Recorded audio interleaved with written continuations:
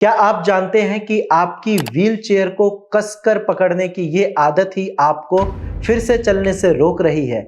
अक्सर paralysis patient को लगता है कि जितनी जोर से वो वॉकर या डंडे को पकड़ेंगे वो उतना सेफ रहेंगे, लेकिन सच बिल्कुल उल्टा है।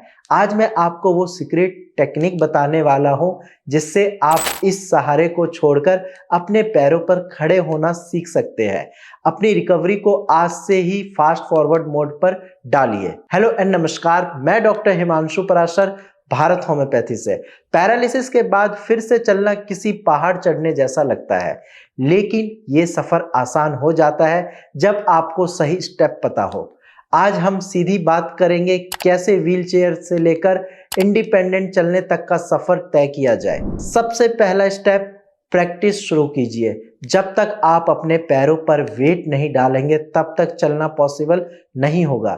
जब आप व्हील चेयर पर बैठते हो तब अपने पैरों को जमीन पर दबाने की प्रैक्टिस करें, और जब खड़े हो तो अपने वेट धीरे धीरे एक पैर से दूसरे पैर पर शिफ्ट करें। इससे आपके दिमाग को सिग्नल मिलता है कि अब काम पैरों को करना है, हाथों को नहीं।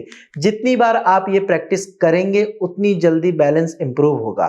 अगला और सबसे इंपॉर्टेंट स्टेप, सहारा छोड़ने की प्रैक्टिस। शुरू में आप पूरे हाथ से वॉकर या सपोर्ट पकड़ते हैं, जो बिल्कुल ठीक है, लेकिन धीरे धीरे इसे कम करना बहुत जरूरी है। पहले 3 उंगलियों से पकड़ना शुरू करें, फिर 2 उंगलियों पर आए और आखिर में 1 उंगली का टच रखें।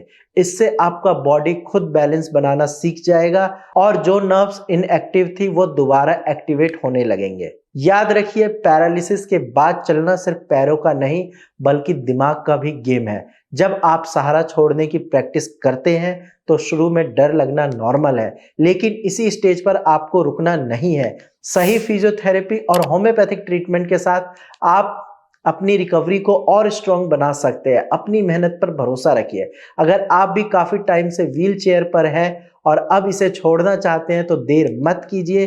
सही ट्रीटमेंट और गाइडेंस के साथ रिकवरी पॉसिबल है।